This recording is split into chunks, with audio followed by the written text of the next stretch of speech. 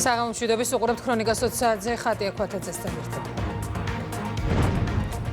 ერთმი სამართზე რეგისტრირებული რამდენიმე ორგანიზაცია და ნანგრევები ოფისის ნაცვლად დაფინანსება გამჭვირვალობის გვერდის ავლით. არასამთავრობოები კითხვებს გაურბია. 4 ოქტომბერი ძალადობის წახალისება დუმილით ხელისუფლება ევროპელი დიპლომატებისგან პრეზიდენტის სასახლეზე შტურმის დაგმობას ამ დრომდე ელის. რა რესურსი აქვს ნავთობიმპორტიორებს საწვავის გასაიაფებლად ფასების შემცირებაზე მსჯელობა პარლამენტში გაგრძელდება. ხელისუფლების დამხობის მცდელობის საქმე სასამართლომ ერთ-ერთი დაშავებული სპეცრაზმელის ჩვენება მოისმინა. რეგისტრირებული დანაშაულის გახსნის მაჩვენებელი უპრეცედენტოდ მაღალია, რაც აჩვენებს შინაგან საქმეთა სამინისტროს სტატისტიკა. ეკონომიკური ზრდა შენარჩუნებულია, რა ფაქტორებმა განაპირობა გასული წლის მაღალი მაჩვენებელი.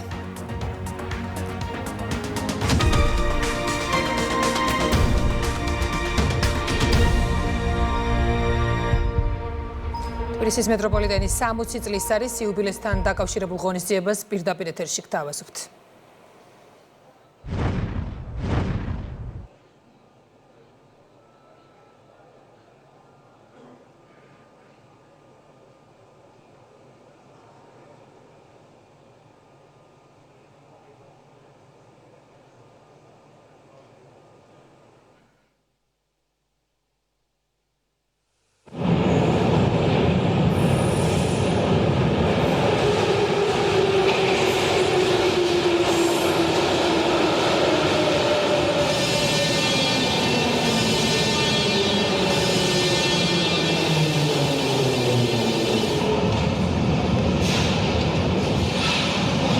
შემდეგი სადგური თავისუფლების მოედანი.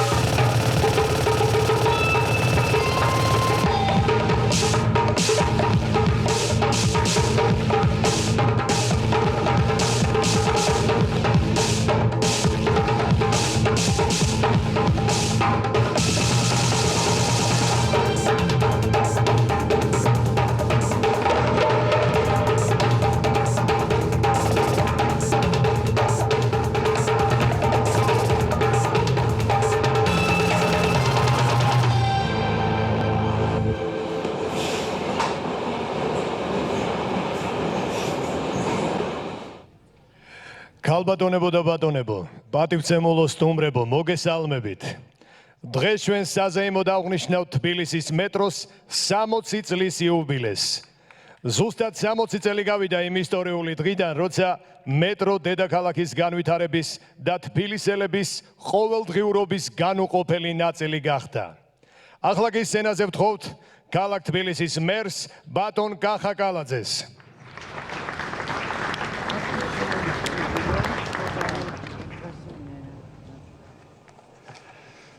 საღამომშვიდობის, ქალბატონებო და ბატონებო, ძვირფასო სტუმრებო. მივესალმები საქართველოს პრეზიდენტს ბატონ მიხეილ ყაველაშვილს. მივესალმები საქართველოს პრემიერ-მინისტრს ბატონ ირაკლი კობახიძეს. საქართველოს პარლამენტის თავმჯდომარეს ბატონ შალვა პაპუაშვილს. დამსწრე საზოგადოებას. ყველას პირველ რიგში მინდა მადლობა მოგახსენოთ დღეს აქ შეკრებისთვის, მობრძანებისთვის. წელს თბილისის მეტროს საიუბილეო თარიღი აქვს. 60 წელი შესრულდა მას შემდეგ, რაც დედაქალაქში მეტროს პირველმა მატარებელმა გაიარა. ეს არ იყო მხოლოდ სატრანსპორტო პროექტი ან საინჟინრო მიღწევა. ამ მოვლენამ სრულად შეცვალა დედაქალაქის ცხოვრება. მაშინ თბილისის მეტრო მხოლოდ 6 სადგურს ითვლიდა. 60 წლის თავზე ამ რიცხვმა 23-ს მიაღწია. თბილისის მეტროპოლიტენი დღეს დედაქალაქის ცხოვრების რიტმს განსაზღვრავს და უზრუნველყოფს მოქალაქეთა ყველაზე სწრაფ გადაადგილებას. მას ყოველდღიურად დაახლოებით 9 მილიონი გზავრი გადაჰყავს. რასაკვირველია, თბილისის მეტრო ცოცხლობს და ვითარდება ადამიანების შრომით. მადლობა მინდა გადაუხადო მშენებლებს, ინჟინრებს, მეცნიერებს, სპეციალისტებს, ყველას, ვისაც თბილისის მეტროს შექმნაში მიუძღვის წვლილი. მათი ღვაწლი, რა თქმა უნდა, ფასდაუდებელია.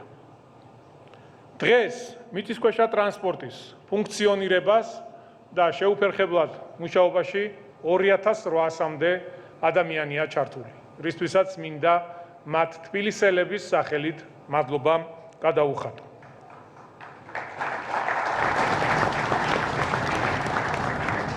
ჩემო მეგობრებო, როგორც იცით, გუშინ მთავრობის სტომაზე თბილისის სატრანსპორტო კომპანიის 17 თანამშრომელს საპატიო თანამშრომლის წოდება მივანიჭეთ. ულოცავ მათ ამ მნიშვნელოვანი სტატუსის მიღებას, ამ ადამიანებმა თავისი პროფესიონალიზმით შექმნეს დღევანდელი დღე. თუმცა, გაცილებით მეტი ადამიანი იმსახურებს დაფასებას და ჩვენი მხრიდან მადლიერების გამოხატვას. მაშინ, როდესაც ქალაქ ზინავს მეტროში დასაქმებული ადამიანები მიწისქვეშა ქალაქში იწყებენ თავდაუზოგავ შრომას. მადლობა მინდა თითოეულ მათგანს გადაუხადო ამისთვის.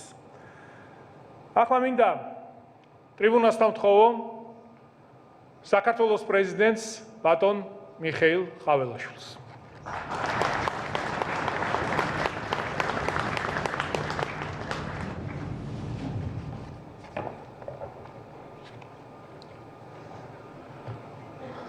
მოგესალმებით, ქალბატონებო და ბატონებო, მივესალმები საქართველოს პრემიერ-მინისტრს, პარლამენტის თავმჯდომარეს, ქალაქის მერს, აღმასრულებელი და საკანონმდებლო ადგილობრივი ხელისუფლების წარმომადგენლებს და თბილისის სატრანსპორტო კომპანიის თანამშრომლებს და ამ წრეს საზოგადოებას.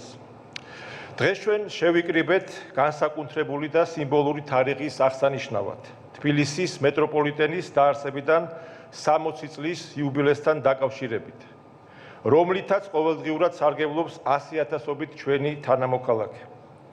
მოგეხსენებათ, მეტრო მხოლოდ ტრანსპორტი არ არის, მეტრო არის დედაქალაქის პულსი.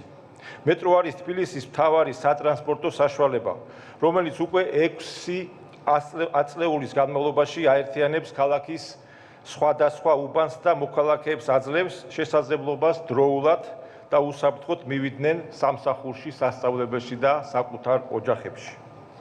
ამ წლების განმავლობაში მეტროპოლიტენმა მნიშვნელოვანი დადებითი გავლენა მოახდინა ქალაქის განვითარებაზე. მან შეამცირა საგზაო დატვირთვა და დაზოგა მოქალაქეთა დრო, გაუმჯობესა ეკოლოგიური მდგომარეობა და ხელი შეუწყო დედაქალაქის ეკონომიკურ და სოციალურ განვითარებას. დღეს განსაკუთრებული მადლობა მინდა გადაუხადო თბილისის მეტროპოლიტენის 2800 თანამშრომელს, მემანქანეებს, ინჟინრებს, დისპეჩერებს, ტექნიკურ პერსონალს და ყველა იმ ადამიანს, ვინც ყოველდღიურად ზრუნავს თბილისის მეტროპოლიტენის უსაფრთხო და უწყვეტ მუშაობაზე. განსაკუთრებული პატივისცემით მინდა აღვნიშნო მეტროს ვეტერანი თანამშრომლები, რომლებმაც თითქმის მთელი ცხოვრება მიუძღვნეს მეტროს განვითარებას. თქვენი შრომა არის თბილისის მეტროს ისტორია და მაგალითი ახალგაზრდა თაობებისთვის. ასევე სახელმწიფოს სახელით გულწრფელ მადლობას ვუხდი თბილისის მერს კახა კალაძეს, თბილისის მეტროპოლიტენისა და მთლიანად საზოგადოებრივი ტრანსპორტის განვითარებისთვის გაწეული განსაკუთრებული ძალისხმევისთვის, რაც უკვე დადებითად აისახა ქალაქის ცხოვრებაზე. დარწმუნებული ვარ, თბილისის მერია ასეთივე შემართებით გააგრძელებს ქალაქის მეტროპოლიტენის განვითარებას, რათა ის შეესაბამებოდეს მაღალ საერთაშორისო სტანდარტებს. და ბოლოს, ძვირფასო მეგობრებო, ვუსურვებ მეტროპოლიტენის ყველა თანამშრომელს ჯანმრთელობას, წარმატებასა და კეთილდღეობას, ხოლო ჩვენ საყვარელ თბილის მშვიდობასა და განვითარებას. კიდევ ერთხელ გილოცავთ თბილისის მეტროპოლიტენის 60 წლის იუბილეს. ღმერთი იყოს თქვენი და ჩვენი სამშობლოს ფარველი. დიდი მადლობა. დიდი მადლობა. ძვირფასო სტუმრებო, სენატზე ვთხოვთ საქართველოს პრემიერ-მინისტრს ბატონ ირაკლი კობახიძეს.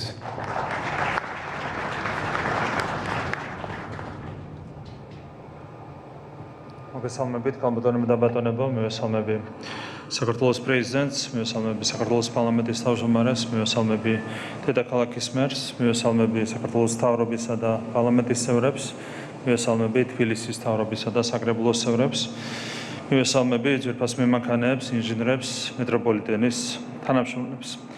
დღეს ნამდვილად ისტორიული დღეა ჩვენი ქვეყნისთვის.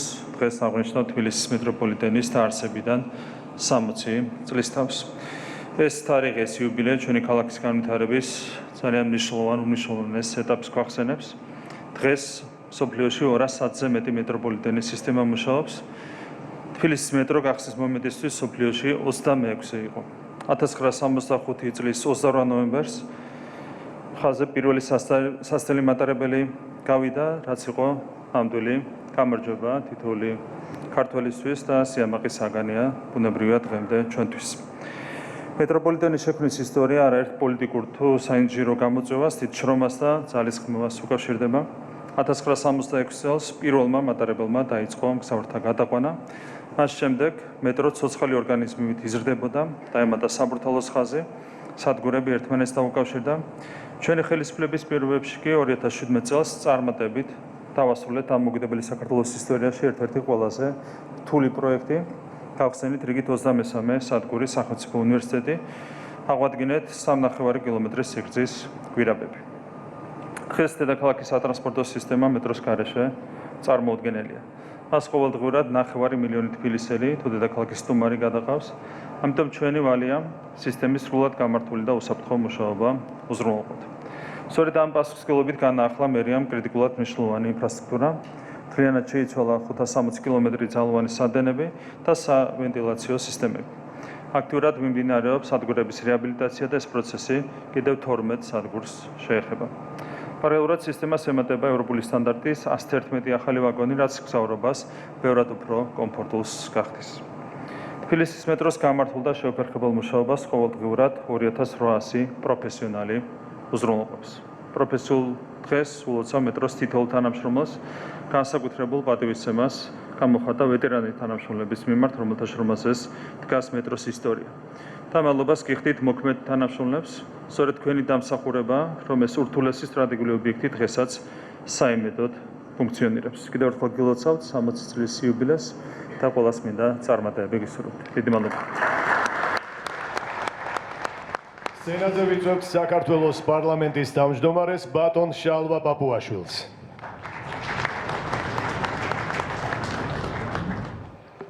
მოგესალმებით. მივესალმები ბატონ პრეზიდენტს, ბატონ პრემიერ-მინისტრს, მივესალმები დედაქალაქის მერს, მთავრობის და პარლამენტის წევრებს, ადგილობრივი თვითმმართველობის წარმომადგენლებს და რა თქმა უნდა მივესალმები თბილისის მეტროს თითოეულ თანამშრომელს. ძვირფასო სტუმრებო, დიდი პატივია დღეს აქ დგომა და თბილისის მეტროპოლიტენის 60 წლის იუბილეს თქვენთან ერთად აღნიშნა. სისტემის, რომელიც უკვე 6 ათწლეულია ჩვენი ქალაქის ყოველდღიური ცხოვრების განუყოფელი ნაწილია. 1966 წელს ამოქმედებული თბილისის მეტროპოლიტენი მხოლოდ სატრანსპორტო ინფრასტრუქტურა არ ყოფილა. ის იყო პროგრესის, თანამედროვე ქალაქის და მომავლის რწმენის სიმბოლო. იმ ეპოქაში, როდესაც თბილისი სწრაფად იზრდებოდა, მეტროპოლიტენი გახდა პასუხი დროის გამოწვევებზე, ქალაქის მოძრაობის, შრომის, განათლებისა და კულტურის ახალი რიტმის საფუძველი. დღეს მეტროპოლიტენი მილიონობით მგზავრს ემსახურება. ეს არის სივრცე, სადაც ყოველდღიურად იკვეთება ადამიანების ბედი, სტუდენტების, მუშების, ექიმების, მასწავლებლების, ტურისტების. თითოეულ სადგურს თავისი ხასიათი აქვს, თავისი ისტორია და არქიტექტურული იდენტობა, რაც თბილისის მეტროპოლიტენს არა მხოლოდ ფუნქციურს, არამედ კულტურულ ღირებულებადაც აქცევს. განსაკუთრებული მადლობა მინდა გადაუხადო იმ ადამიანებს, რომელთა შრომის გარეშეც ეს სისტემა ვერ იარსებებდა. ინჟინერებს, მშენებლებს, მემანქანეებს, დისპეჩერებს, ტექნიკურ პერსონალს და ყველას, ვინც წლების განმავლობაში პასუხისმგებლობითა და პროფესიონალიზმით ემსახურებოდა ქალაქს. თქვენი შრომა ხშირად უხილავია მაგრამ მისი მნიშვნელობა შეუფასებელია. 60 წელი არ არის მხოლოდ წარსულის შეჯამება. ეს არის მომავლისკენ მიმართული პასუხისმგებლობაც. თანამედროვე თბილისი სჭირდება უსაფრთხო, საიმედო, ეკოლოგიური და განვითარებაზე ორიენტირებული სატრანსპორტო სისტემა. დარწმუნებული ვარ, რომ თბილისის მეტროპოლიტენი შეძლებს ამ გამოწვევების ღირსეულად მიღებას ტექნოლოგიური განახლებით, სერვისის მუდმივი გაუმჯობესებით და მგზავრზე კიდევ უფრო მეტი ზრუნვით. დღეს ჩვენ ვზეიმობთ არა მხოლოდ თარიღს, არამედ იდეას ქალაქისა, რომელიც მოძრაობს, ვითარდება და ინარჩუნებს თავის უნიკალურ სულს. გილოცავთ თბილისის მეტროპოლიტენის 60 წლის იუბილეს, გისურვებთ უსაფრთხო გზას, სტაბილურ განვითარებას და კიდევ მრავალ ათწლეულს თბილისის სამსახურში. მადლობა. სიტყვა ეძლევა თბილისის სატრანსპორტო კომპანიის გენერალურ დირექტორს ბატონ გიორგი შარკოვს.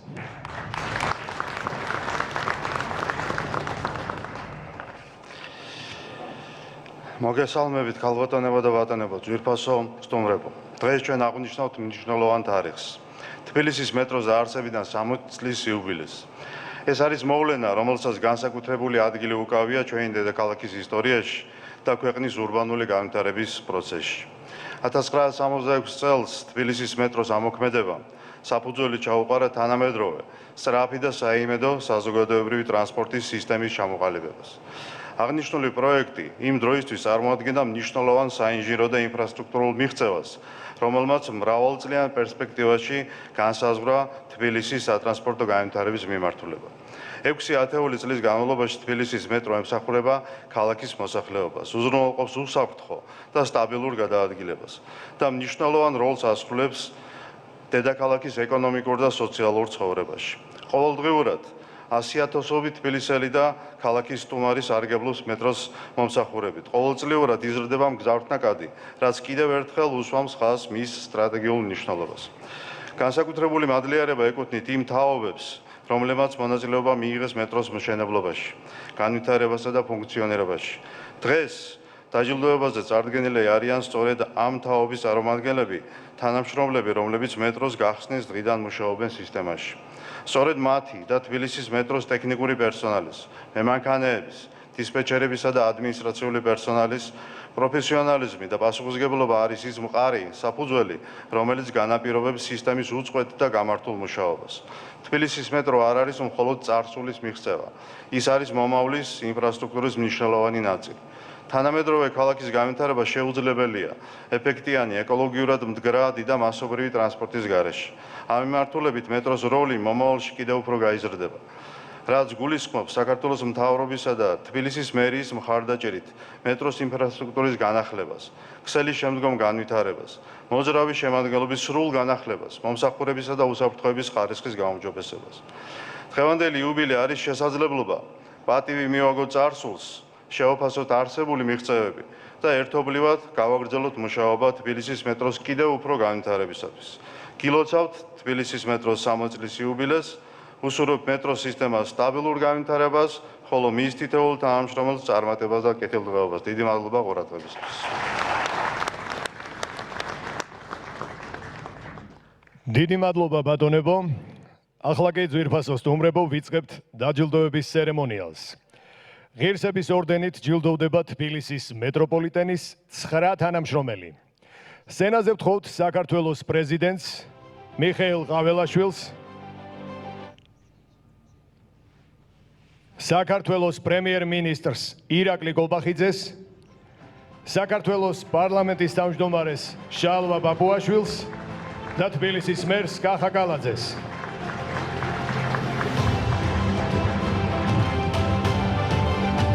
საქართველოს პრემიერ-მინისტრისა და საქართველოს პარლამენტის თავმჯდომარის ერთობლივი წარდგინების საფუძველზე ეკონომიკის განვითარებაში შეტანილი განსაკუთრებული წვლილისთვის საქართველოს პრეზიდენტი საქართველოს სახელმწიფო ჯილდოთი ღირსების ორდენით აჯილდოვებს თბილისის მეტროპოლიტენის დამსახურებულ თანამშრომლებს. მათ ქალაქ თბილისის მერისგან ასევე გადაეცემათ ფულადი ჯილდო. ძვირფასო სტუმრებო, ღირსების ორდენით ჯილდოვდებიან ბატონი შაქრო ხვედელიძე, ელექტროდებო გლდანის კომპრესორის მემანქანე, გთხოვთ.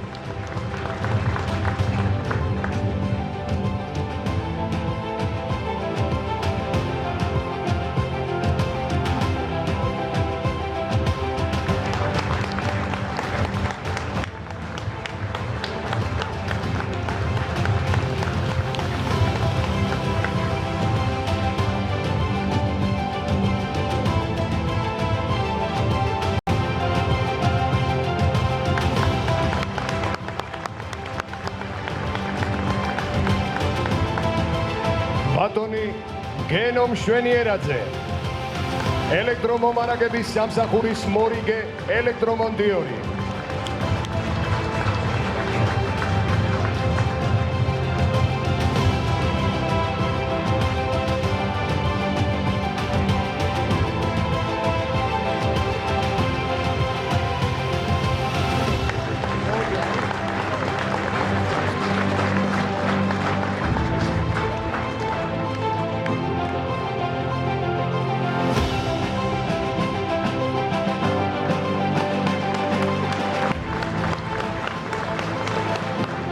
ბატონი ალექსი გაბინაშვილი სიგნალიზაციისა და კავშირგაბმულობის სამსახურის ელექტრომონტიორი გთხოვთ მოგზაურდეთ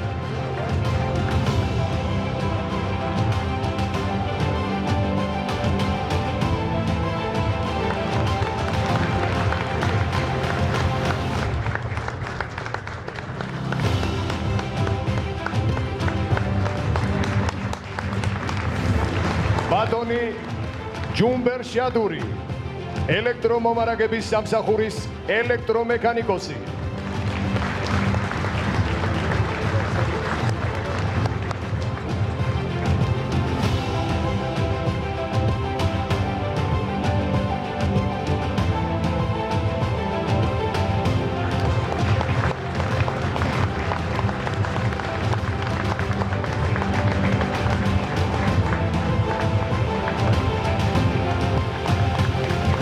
ღირსების ორდენით და ფულადი პრიზით ჯილდოვდება ქალბატონი გალინა შკატოვა ელექტროდეპო გლდანის ტექნიკური განყოფილების ტექნიკოსი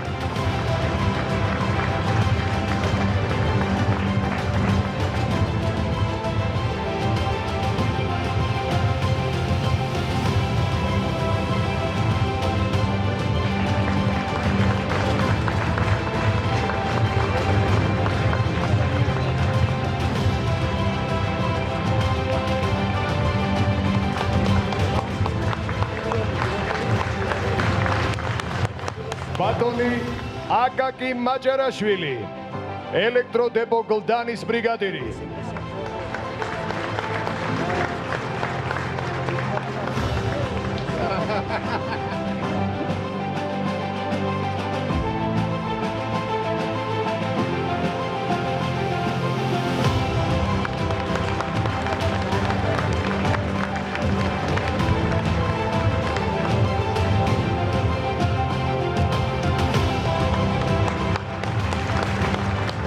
ბატონი გივი ღამბაშიძე ელექტროდეპო გლდანის ზეინკალი გთხოვთ მოგზაურდეთ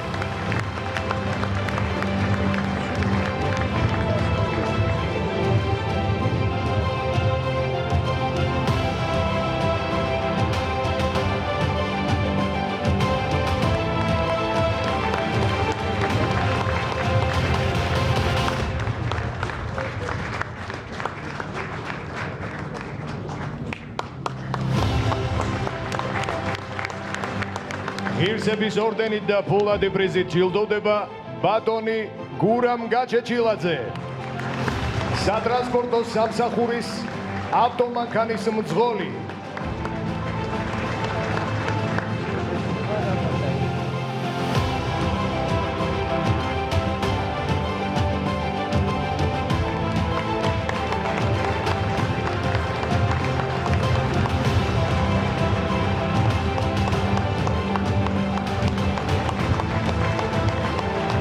ასევე ჯილდოვდება ბატონი ალექსანდრე ბიბილაშვილი ელექტროშემადგენლობის სარემონტო ქარხნის მთავარი ინჟინერი გთხოვთ ბატონო ალექსანდრე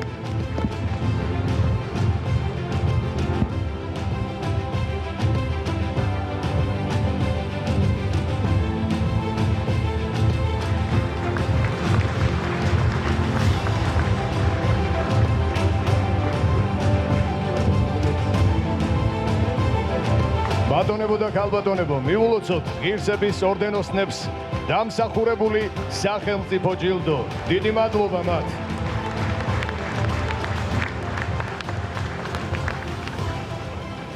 ძვირფასო სტუმრებო, ვაგრძელებთ დაჯილდოების ცერემონიას. დედაქალაქის მერი კახი კალაძე თბილისის მეტროს მშენებლობასა და მისი ინფრასტრუქტურის განვითარებაში შეტანილი წვლილისთვის მადლობის სიგელებს გადასცემს ღვაწლმოსილ მშენებლებსა და ინჟინრებს. ძვირფასო სტუმრებო, მადლობის სიგელით ჯილდოვდებიან ბატონი ბიძინას ონღულაშვილი, კომპანია Sonnet Construction-ის პრეზიდენტი, ბატონი გრიგორ ბოკუჩავა, კომპანია Sonnet Construction-ის მთავარი სპეციალისტი,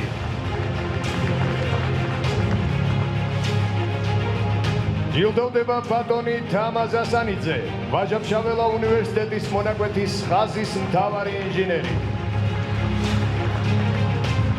ბატონი მერაბ გურული, თბილმეტრომშენის ყოფილი გენერალური დირექტორი, ვაჟა-ფშაველა დელისის ხაზის მშენებელი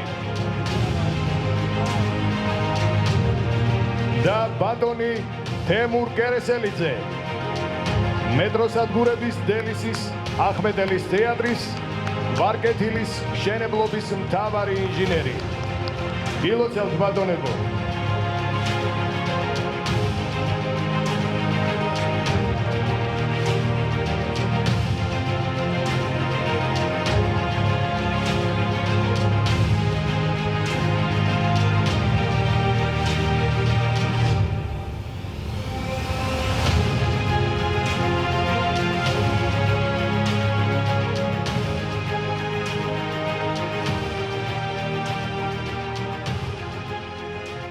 კიდევ ერთხელ მოგესალმებით, მეგობრებო.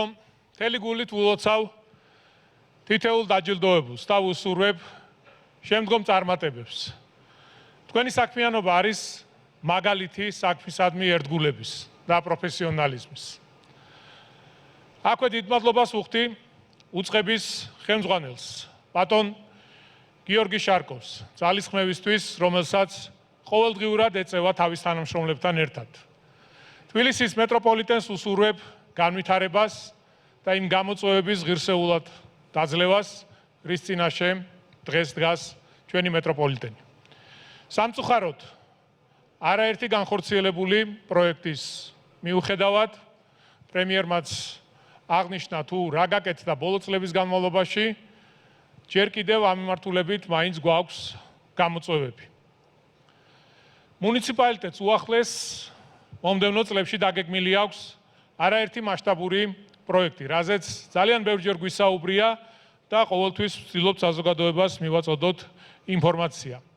კონკრეტულად 12 მეტროსადგურის სრული რეაბილიტაცია და განახლება, თანამედროვე სტანდარტების 111 ვაგონის შემოყვანა, თბილისის მეტროს პირველი ხაზის დაგრძელება, როგორც გდანის, ისე ვარკეთილის მიმართულებით, ახმეტელის თეატრისა და მარჯანიშვილის მეორე ამოსასვლელების მოწყობა, მოწესრიგება და ასე შემდეგ. ჩვენ ამ ყველაფერზე ცხადია არ გავჩერდებით, რადგან თბილისი მომდევნო წლებში უნდა იყოს ერთ-ერთი ყველაზე თანამედროვე და მიმზიდველი ქალაქი. ამაში რა თქმა უნდა იგულისხმება როგორც გამართული სატრანსპორტო სისტემა, ისე ეკოლოგიურად სუფთა გარემო, მოწესრიგებული ინფრასტრუქტურა და სხვა. რასაკვირველია, მსგავსი მასშტაბური პროექტების განხორციელება შეუძლებელია რომ არ გქონდეს ცენტრალური ხელისუფლების მხარდაჭერა. რისთვისაც კიდევ ერთხელ მინდა ვისარგებლო შემთხვევით და ქვეყნის პრემიერ-მინისტრ ბატონ ირაკლი კობახიძეს გადაუხადო მადლობა მხარდაჭერისთვის და თანადგომისთვის. ჩვენ რა თქმა უნდა გავაგრძელებთ სამუშაოების წარმოებას, იცით რომ ჩვენი სატრანსპორტო პოლიტიკა ერთ-ერთი უმნიშვნელოვანესი მიმართულებაა და საზოგადოებას დეტალურად ვეტყვით თუ რა პროექტების განხორციელება იგეგმება 2026 წელს. მეგობრებო, 60 წლის წინ თბილისში მეტრო გაიხსნა და ამით დაიწყო დედაქალაქის თანამედროვე სატრანსპორტო ისტორია. დარწმუნებული ვარ, გზა, რომელსაც ახლა გადის მეტროპოლიტენი, ხვალ აუცილებლად სასიკეთოდ შეცვლის თბილისის ცხოვრებას. მე კიდევ ერთხელ მადლობას მოგახსენებთ თითოეულ თქვენგანს დღეს მობრძანებისთვის. მადლობა მინდა კიდევ ერთხელ გადაუხადო მუნიციპალიტეტის თითოეულ თანამშრომელს, დაწყებული ვიცემერიდან დამთავრებული რიგით ჩვეულებრივ მეეზოვემდე. ყველა იმ ადამიანს, ვინც ემსახურება ჩვენს ულამაზეს დედაქალაქს და ამ ქალაქში მცხოვრებ ადამიანებს. მეტროპოლიტენის თანამშრომლებს კიდევ ერთხელ გილოცავთ.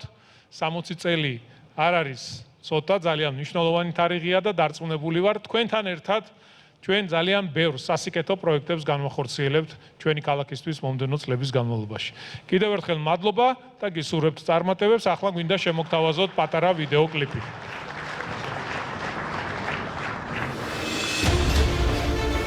დღეს თბილისის მეტროპოლიტენი მხოლოდ სატრანსპორტო სისტემა არ არის. ის დედაქალაქის ყოველდღიური ცხოვრების პულსი. ყოველ დღე მეტროთი 500,000 ადამიანი სარგებლობს. თითეული საკუთარი ისტორიით, მოგონებებითა და მოლოდინებით. ეს არის უწყვეტი გზა, რომელიც აერთიანებს წარსულს, აწმყოსა და მომავალს. გზა, რომელიც 60 წლის წინ დაიწყო.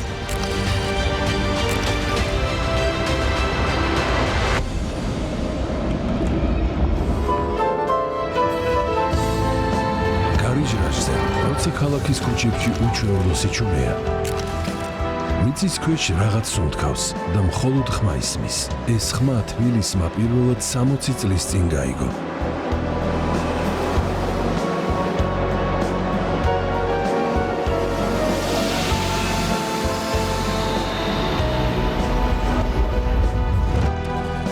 თბილისი იზრდებოდა მაცხოვრებლებით, სახლებით, უბნებით, ოცნებებით.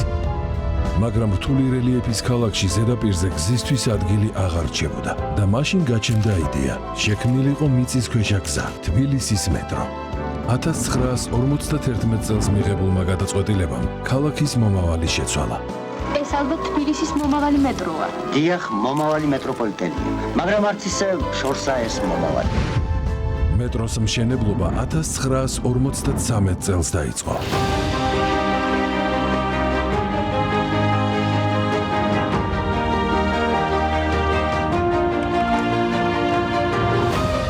და დადგა სამოკვარი დღე 1966 წლის 11 იანვარი. აშენდა თბილისი მეტროპოლიტენი. დეის მწვანე შუქი, რომელიც დღეს დაინთო, მუდამ იაფობდეს თბილისის მიწისქვეშ გზებზე. თბილისის მეტრო ოფიციალურად იხსნება.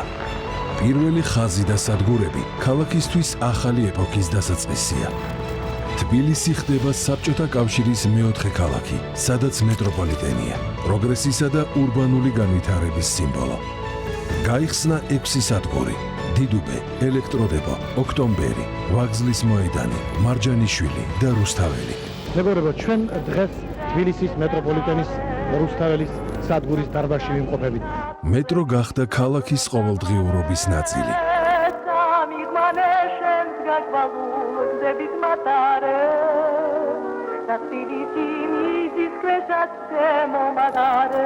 ერთ წელიწადში 1967 წელს იხსნება მეტროპოლიტენის 3 სადგური: თავისუფლების მოედანი, ყოფილი ლენინის მოედანი, ავლაბარი, ყოფილი 26 კომისარი და 300 არაგველი. მეტრო იზრდებოდა თბილისთან ერთად. ახალი სადგურები აკავშირებდა ქალაქის ახალ უბნებს და ადამიანებს. ყოველ სადგურს საკუთარი ხასიათი ჰქონდა, ყოველ მგზავრს საკუთარი მარშრუტი. მეტრო მუდმივად ფართოვდებოდა. 1971 წელს გაიხსნა 2 სადგური: ისანი და სამგორი. აშენდა მეტროს მეორე საბურთალოს ხაზი, რომელიც 1979 წელს ამოქმედდა და სადგურის მოედანი საბურთალოს რაიონს დააკავშირა. 1980-იან წლებში გრძელდება ძირითადი ხაზის განვითარება. 1985 წლის 7 ნოემბერს გაიხსნა სადგურები ღრმაღელე და გურამეშვილი. 9 დეკემბერს კი სადგური ვარკეთილი. ფუნქციონირებას იწყებს სარაჯიშვილი და ახმეტელის თეატრი. ამავე წელს დაიწყო საბურთალოს ხაზის გაგრძელება უნივერსიტეტის მიმართულებით. თუმცა 1993 წელს მშენებლობა შეჩერდა და კონსერვაციის რეჟიმში გადავიდა. შემდეგ იყო წლები, როცა მშენებლობა შეწყდა. გვირაბები დადუმდა, მაგრამ მეხსიერება არ გაჩერებულა. ქვეყნისთვის უმძიმესი პერიოდი, ენერგეტიკული კრიზისი, სირთულეები, გაურკვევლობა. მეტრო რჩება ერთ-ერთ ყველაზე სტაბილურ სისტემად, ხშირად შეზღუდული რესურსებით, მაგრამ მუშაობს უწყვეტად. მეტრო აღარ არის მხოლოდ ტრანსპორტი, ის იმედის სიმბოლოდ იქცა. 2000-იან წლებში იწყება ინფრასტრუქტურის ეტაპობრივი განახლება. 2000 წლის 3 აპრილს იხსნება სადგური ვაჟა-ფშაველა. მეტრო უფრო აქტიურად ერწყმის ქალაქურ ცხოვრებას. ახლდება სადგურები, უმჯობესდება ნავიგაცია, იზრდება ხელმისაწვდომობა. 2017 წელს იხსნება თანამედროვე სტანდარტების შესაბამისი და ახალი ტექნოლოგიებით აღჭურვილი სადგური სახელმწიფო უნივერსიტეტი. მეტროდან 4 მოსასვლელით. აღდგა არსებული გვირაბები, საერთო სიგრძით 3,5 კილომეტრი. ეს არა მხოლოდ მეტროს ახალი სადგური, არამედ დიდი დაბრუნება იყო. აშენდა დელისი, ვაჟა-ფშაველას მონაკვეთის მეორე გვირაბიც. დღეს თბილისის მეტრო დედაქალაქის სატრანსპორტო ხერხემალია. ასე იყო 60 წლის წინ და დღემდე ასე გრძელდება.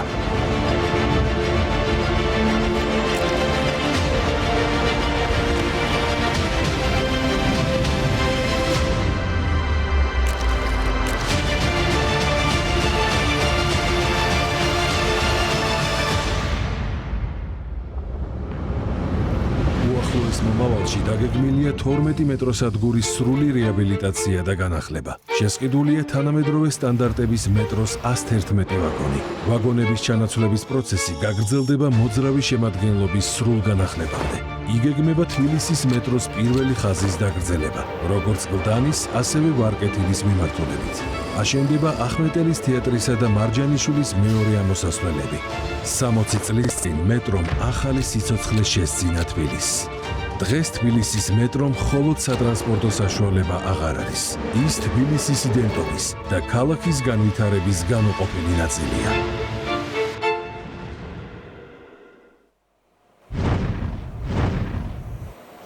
ეს იყო მეტროპოლიტენის იუბილესთან დაკავშირებული ღონისძიება, რაც შეეხება დღის ამბებს. ერთ მისამართზე რეგისტრირებული რამდენიმე ორგანიზაცია და ნანგრევები ოფისის ნაცვლად დაფინანსება გამჭვირვალობის გვერდის სავლით. პარლამენტის თავმჯდომარემის სქემა განმარტა, რასაც როგორც აღმოჩნდა, საქართველოში მოღვაწე არაერთი არასამთავრობო თუ მედია ორგანიზაცია მიმართავს. ისინი, რომლებმაც დაფინანსების გამჭვირვალობას თავი აარიდეს. თაღლითური გზა საქართველოში პოლიტიკის გარედან დასაფინანსებლად, ასეთია პირველი კანონმდებლის შეფასება. მეგინა არსავიძის სიუჟეტი. ესტონეთში მდებარე ეს შენობა, რომელიც მხოლოდ ქართული NGO-ების რეპუტაციის სიმბოლოდ შეიძლება გამოდგეს, მდიდარი არასამთავრობოების ოფიციალურ მისამართს წარმოადგენს. კანონისგან გვერდის ავრისა და გაუმჭვირვალედ დარჩენის მსურველი ორგანიზაციები ესტონეთში დარეგისტრირდნენ. ფანტაზიას, როგორც ირკვევა, მხოლოდ სოლიდური თანხის დასამალად იყენებენ, მისამართებზე კი ბევრი არ უფიქრიათ. მაგალითად, ერთ კონკრეტულ ადგილზე მდებარე გაუგებარ შენობაში ერთდროულად დარეგისტრირებულია გიგაურის და ლომჯარიას NGO-ები, ასევე უცხოეთიდან დაფინანსებული პუბლიკა. არასამთავრობოების წარმომადგენელთა უდიდესი ნაწილი ტრადიციულად არ პასუხობს ქრონიკის ზარებს. ვინც ტელეფონს უპასუხა, კითხვის გაგების შემდეგ პასუხებს გაექცა. ბატონო ზვიად, გამარჯობა. გამარჯობა. ტელეკომპანია იმედიდან გიკავშირდებით. თქვენ ორგანიზაციასთან საერთაშორისო გამჭვირვალობასთან დაკავშირებით მინდა გკითხოთ ესტონეთში არსებულ სათაო ოფისთან დაკავშირებით. პირველ რიგში რომ გითხრათ, თუ შეძლებთ სატელეფონო კომენტარით, რატომ გაქვთ? ესტონეთშია რეგისტრირებული კონსტანტინე ჩახუნაშვილის ორგანიზაციაც, იმ ჩახუნაშვილის, რომელიც სხვა რადიკალებთან ერთად BBC-ს ანტიქართული ფილმის მონაწილეა. რა მიზნით აქვს ორგანიზაცია ესტონეთში? კითხვას აქტივისტი მამაშვილი არ პასუხობს.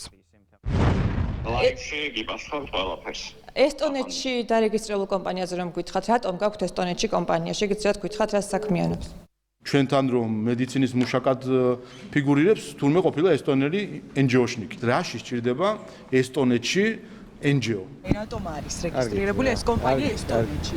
არ არის. ბატონ გიორგი, განახებთ ოფიციალურ დოკუმენტს. ნახეთ, თქვენი შვილის სახელი და გვარი არის მითითებული და ქვეყანა ესტონეთი არის მითითებული. კანონისგან თავის არიდების NGO-ებისეული სქემა გათქვა რადიკალების ლიდერმა მიხეილ სააკაშვილმა. ნუ გრანტებზე ჩვენებმა უკვე ისწავლეს. სომხეთში ან სხვა ქვეყნებში ხსნიან ანგარიშებს და ეგრე შემოაქვთ საარსებო ფული. ღარიბული ფასადით მდიდარი არასამთავრობო ორგანიზაციები მალავენ გრანტების მიზნობრიობას და დახარჯული თანხების რაოდენობას. როცა მედია ან შესაბამისი უწყებები მოუწოდებენ გამჭვირვალობისკენ, ორგანიზაციები მათ ვებგვერდზე განთავსებულ ინფორმაციაზე მიუთითებენ. ეს ინფორმაცია კი არასრულია. ქრონიკა დაინტერესდა უწყობდნენ თუ არა ხელს თაღლითურ სქემას ევროკავშირის ქვეყნების საელჩოები და გასცემდნენ თუ არა გრანტებს ესტონეთში რეგისტრირებული ქართული ორგანიზაციებისთვის. კითხვაზე პასუხი ჯერ საელჩოებისგან არ მიგვიღია. რაზეც საუბრობდა ევროკომისარი ქალბატონი კოსი, რომ ეძებენ გზებს, რომ კანონის გვერდისავლით როგორ მიაწოდონ თანხები მათ NGO-ებს, აი ეს არის ზუსტად ის გზები, რასაც ეძებენ. ეს არის საერთაშორისო თაღლითური სქემა საქართველოს კანონმდებლობის გვერდისავლით, საქართველოში პოლიტიკის დაფინანსების ერთ მისამართზე, ერთ-ერთ, რა ვიცი, ხუხულაში, სადაც ფაქტია, რომ იქ არანაირი ოფისი არ არის, ჩვეულებრივად ყალბი NGO-ები რეგისტრირდება. ქართულმა ხალხმა 2024 წლის არჩევნებში მხარი დაუჭირა გამჭვირვალობის კანონს და მან თქვა, რომ საქართველოში არაფერი ესაქმება უცხოურ ფულს ქართულ პოლიტიკაში არაფერი ესაქმება. მნიშვნელობა არ აქვს წარმომავლობას. ძალიან მნიშვნელოვანია კანონმდებლობა ითვალისწინებდეს სათანადო გარანტიებს, რათა თუნდაც აი ამგვარი თვალთმაქცური სქემების გამოყენებით ვერ ახერხებდნენ აღნიშნული პირები იმას, რომ შემოვლითი გზებით კანონმდებლობის გვერდისავლით მაინც განახორციელონ საკუთარი მიზნები. ვერავინ ვერ შეძლებს, რომ კანონის გვერდისავლით განახორციელოს ანტისახელმწიფოებრივი და ანტიდემოკრატიული საქმიანობა საქართველოში და ის ფაქტი, რომ ეს ორგანიზაციები დგანან რიგში და რეგისტრირდებიან ესტონეთში და მათი მისამართები არის ხან ლიანდაგებზე, ხან ქოხებში და ასე შემდეგ, ეს არის არა მარტო არაკეთილ სინდისიერება, არამედ უპატივცემულობა საქართველოს მიმართ. დიდარი არასამთავრობო ორგანიზაციების ქმედებები ნათლად აჩვენებს, თუ რამდენად საჭიროა ქვეყნის დაცვა გარე ჩარევებისგან და ამ მიმართულებით კანონმდებლობის გამკაცრება. ეს იმ ფონზე, როცა პოლიტიკურმა ინტერესებმა NGO-ები ჯერ პოლიტიკურ პროცესებში ჩართო, შემდეგ ანტისახელისუფლებო აქციების სცენაზეც აიყვანა. საბოლოოდ კი ესტონეთში ამ ნანგრევებამდე მივიდნენ და ყალბი მისამართების გამოყენებით ცდილობენ საკუთარი ქვეყნის დაზიანებას, რაშიც წარმატებას ვერასდროს მიაღწიეს. დუმილი, რომელიც ძალადობის ამხალისებლად იქ სარვათვე გავიდა მას შემდეგ, რაც პირველმა კანონმდებელმა ევროკავშირის ელჩს ძალადობრივი ფაქტების შესახებ ინფორმაცია მიეწოდა და შეფასებას თხოვა. კომენტარი არც მაშინ და არც შემდეგ უკვე ხელისუფლების დამხობის მცდელობას არ მოჰყოლია. ნინი გოგიშვილის სიუჟეტი. როგორც კი ევროკავშირის ელჩი იტყვის, რომ პრეზიდენტის სასახლეზე ძალადობრივი შტურმი არის მიუღებელი, იმ მომენტში ის ადამიანები, რომლებიც ამას ევროკავშირის დროშით აკეთებენ, მათ გამოაცლის ბრიუსელის ლეგიტიმაციას. ამიტომაც ევროკავშირის ელჩი დუმს მეტიც ამ დრომდე უპასუხოა ქვეყნის პირველი კანონმდებლის მიერ პაվել ჰერჩინსკის სახელზე ჯერ კიდევ გასული წლის მაისში გაგზავნილი წერილი, სადაც შალვა პაპუაშვილი დიპლომატს ევროკავშირის სახელითა და დაფინანსებით ჩადენილ სიძულვილის ენის, ძალადობისა და თავდასხმის ფაქტებს ახსენებდა. დამფინანსებლის მიერ ასეთი ქმედების რეაგირების გარეშე დატოვება შემდგომში უფრო მასშტაბური ძალადობრივი სცენარის ხალისების ტოლფასია. ასეც მოხდა. დუმილი ახლა უკვე 4 ოქტომბერს პრეზიდენტის სასახლეზე მიტანილ შტურმზე გრძელდება. ეს პირდაპირ აჩვენებს, რომ ეს არის გამიზნული პოლიტიკა საქართველოში ძალადობისთვის სულის ჩადგმის. 4 ოქტომბერი არის ზუსტად აი ამ დუმილის შედეგი და 4 ოქტომბერთან დაკავშირებით დუმილზე უარესი იყო, არათუ დუმილი იყო, პირდაპირ მხარი დაუჭირა ევროკომისიის პრესპიკერმა ხელისუფლების დამხობის სცენარს, რაც არის კატასტროფა. დღეს ისინი სინამდვილეში იმიტომ ბედავენ, რომ ევროკავშირის დროშით იძალადონ, ევროკავშირის დროშით ხელში დაწვან პარლამენტი, დაწვან შტურმი მიიტანონ პრეზიდენტის შენობაზე, იმიტომ რომ ამის ლეგიტიმაციას აძლევს ბრიუსელი. რეალურად პაվել ჰერჩინსკის დუმილი ევროკავშირის პოლიტიკის ნაწილია. ევროპული ღირებულებების კვალდაკვალ მშვიდ გარემოში საზოგადოების განვითარების უზრუნველყოფის ნაცვლად გაერთიანება უკვე წლებია დეზინფორმაციის წამხალისებლად იქცა. საპარლამენტო ოპოზიცია არგუმენტად ევრობიუროკრატთა იმ გზავნილებს და დუმილს იშველიებს, რომელსაც რადიკალური ნაბიჯები მალევე მოჰყოლია. ჩვენ მიხილეთ გასული თვეების თუ წლების განმავლობაში, როდესაც მათი მაღალი რანგის ჩინოსნები პირდაპირ თანადგომას უცხადებდნენ ძალადობრივი ამბოხების მონაწილეებს, პირდაპირ აფინანსებდნენ ძალადობას და მოლოტოვის კოქტეილის სროლას და პირდაპირ ხელს უთხოვდნენ ხელისუფლების ძალადობრივი მეთოდებით შეცვლას. რად იქცა პროევროპულობა საქართველოს მაგალითზე მართლ გუნდს ბევრი აქვს სათქმელი, რადგან ევროკავშირის დროშით ხელში დესტაბილიზაციის მცდელობის უკვე არაერთ სცენარს ითვლიან. ლეგიტიმურად ჩატარებული არჩევნების დისკრედიტაციიდან ხელისუფლების ძალადობრივი გზით შეცვლის მცდელობამდე, რატომღაც ეს სცენარიც წლებია პროევროპულობასთან ასოცირდება. პროევროპულობა სამწუხაროდ კონკრეტულად ჩვენთან დამოკიდებულებაში იქცა არჩევნების შედეგების უსაფუძვლოდ არაღიარებაში და სახელმწიფო გადატრიალების ცდელობის წახალისებაში. არ უნდათ ჩატარებული არჩევნების, მათ შორის მათივე ოდერის და ეუთოს დასკვნის აღიარება, მაგრამ უნდათ 4 ოქტომბრის მიტინგის მოწოდებების, ასე ვთქვათ, ხარდაჭერა და რეალიზაცია. დღეს ევროკავშირი დუმს იმ ყველა ძალადობრივ ქმედებაზე, რომელიც პირველ რიგში ევროკავშირის დროშის ქვეშ კეთდება, ეს არის სამარცხვინო და ეს პირველ რიგში ეწინააღმდეგება იმ იდეოლოგიას, რის გამოც იყო ეს გაერთიანება შეკრებილი. ჩვენ ვნახეთ, როგორც 4 ოქტომბრის ძალადობა, ვნახეთ თავდასხმა, როგორც დაფინანსებული NGO-ების მხრიდან, ასევე ზიზღის ენა. პასუხისმგებლიანი დონორობა წარმოადგენს არა არჩევანს, არამედ საერთაშორისო სამართლებრივ ვალდებულებას. ეს 2025 წლის 30 მაისს შალვა პაპუაშვილმა პაվել ჰერჩინსკის განუმარტა. როგორც ჩანს, ელჩმა ძალადობისთვის სახელის დარქმევას ვალდებულების დარღვევა არჩია. პრემიერ-მინისტრი მედიასთან აკეთებს კომენტარს, რასაც პირდაპირ ეთერში გთავაზობთ.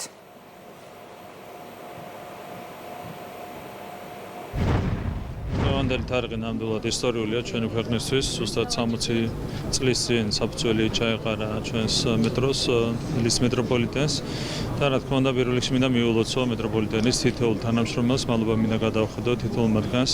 რა თქმა უნდა მათ შრომაზე ძალიან ბევრი რამ არის დამოკიდებული.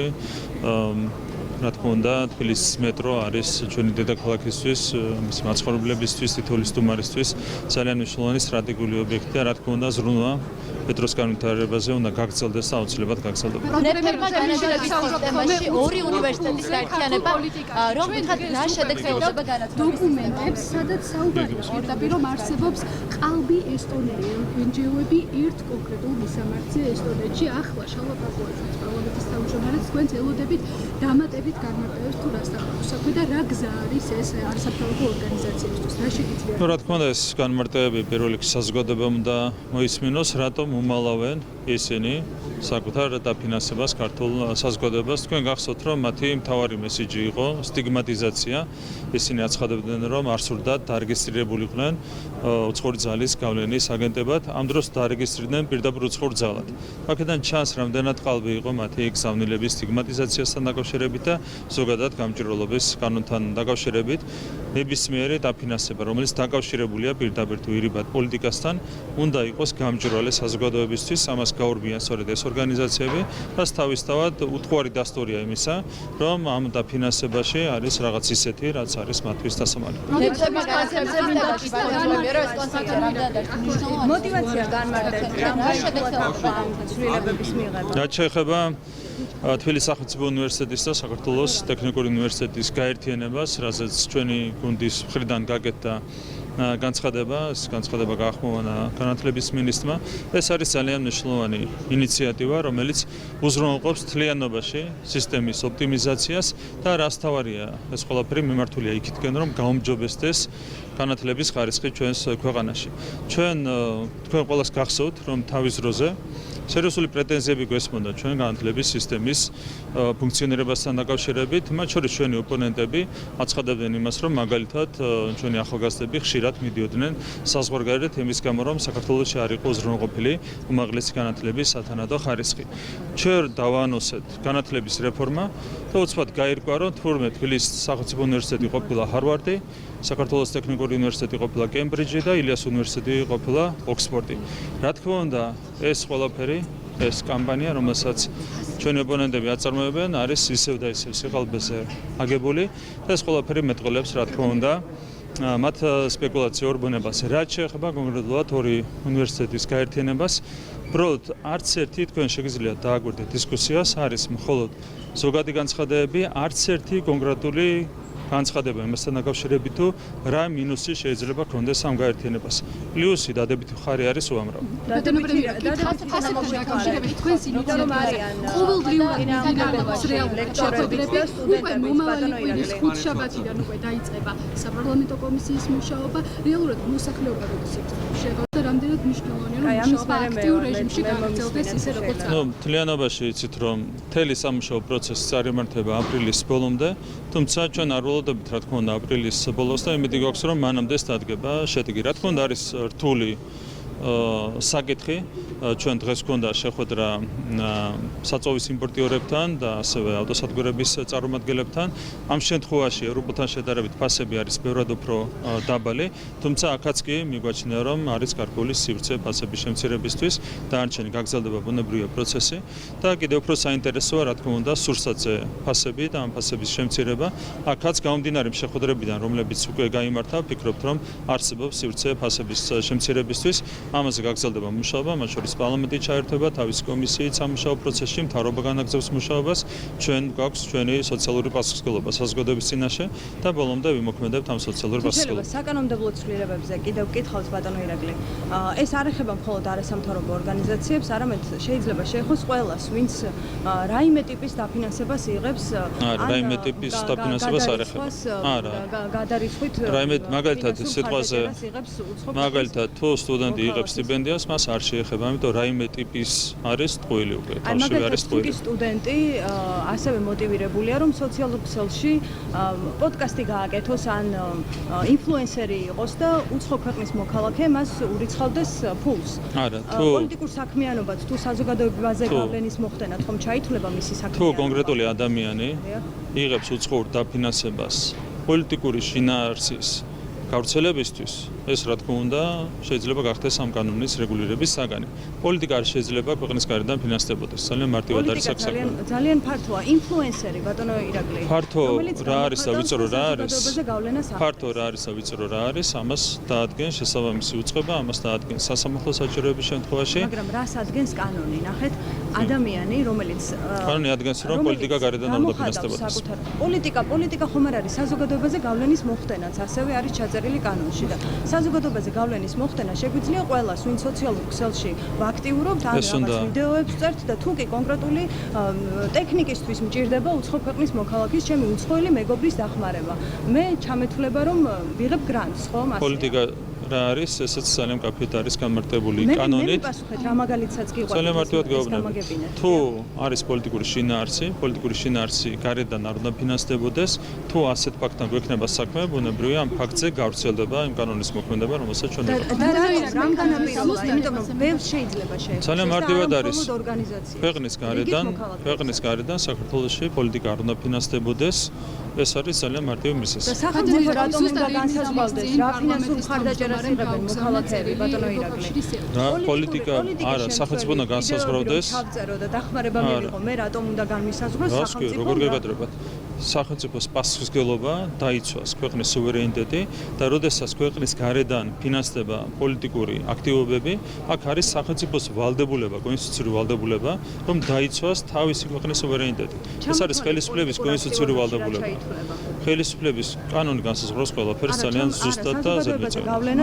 თქვენ ახსენეთ მაგალითად სიტყვაზე პოლიტიკური შინაარსის პოდკასტი თუ ვრცელდება და ეს თუ ფინანსდება, ამის რეკლამირება მათ შორის თუ ფინანსდება ქვეყნის გარედან, ეს არის თავის შინაარსით პოლიტიკის ქვეყნის გარედან დაფინანსება, რაც არის ქვეყნის სუვერენიტეტის პრინციპის დარღვევა.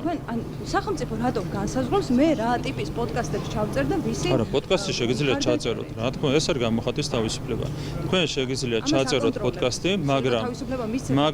მაგრამ თუ წერთ პოლიტიკური შინაარსის პოდკასტს, მაშინ არ უნდა მიიღოთ უცხოური დაფინანსება ამ პოდკასტისთვის. იმიტომ რომ ეს არის ჩარევა საქართველოს სუვერენიტეტში. მართლაც არის. უცხოური დაფინანსება რატომ შეიძლება მტრულ გავლენად იყოს მიჩნეული? რატომ მიიჩნევთ? თქვენ ხომ იღებთ? ნახეთ, უკვე დიდი ხანია. არა, ლოგიკიდან ხართ ამოვარდნილი, გეტყვით მარტივად. მაგალითად, კანონში ძალიან დიდი ხანია წერია, რომ უცხოეთიდან პარტიის დაფინანსება არ შეიძლება. მტრული რა შუაში. პარტიის იგივე აქაც არ არის ხო და ეს რატოა გაუგებარი? პარტიის პარტიულ პოლიტიკურ საქმიანობას როგორ შეიძლება საქართველოს მოქალაქეს პოდკასტი თუ ვიდეოს ჩაწერა ჩაითვალოს პარტიულ საქართველოს მოქალაქეს პოლიტიკურ აქტივობას გარედან არ უნდა უფინანსებდნენ, იმიტომ რომ ეს არის სახელმწიფო სუვერენიტეტის პრინციპის დარღვევა შესაბამისად. აქ საქმეში შემოდის ხელისუფლების კონსტიტუციური ვალდებულება დაიცვა საკუთარი ქვეყნის სუვერენიტეტი. არ იყო სათანადოდ დაცული და ასეთი ხვრელების ამოსებას ემსახურება სუვერენიტეტის პრინციპი. თქვენ როცა იღებდით ვიდეო პოლიტიკაში მოხვიდოდით, როცა იღებდით დაფინანსებას. მე არასდროს არ მიმიღია დაფინანსება ქვეყნის გარედან ქართულ პოლიტიკაში ჩარევის მიზნით. არასდროს არ მიმიღია ასეთი დაფინანსება. თქვენ შეიძლება თქვათ რომ ამ მიზნით არ მიგიღიათ, მაგრამ ხომ იღებდით დაფინანსებას. მოგეთ ეს კანონი მაშინ რო ყოფილიყო, მე ასეთი ჰიპოთეტური კანონი არასდროს დამირღვევია. მარტივად გეუბნებით. ერთი კითხვა ამაზე კიდევ მაქვს არასამთავრობო სექტორში მომუშავე ადამიანებზე. მოტივი რა შეიძლება იყოს ამის?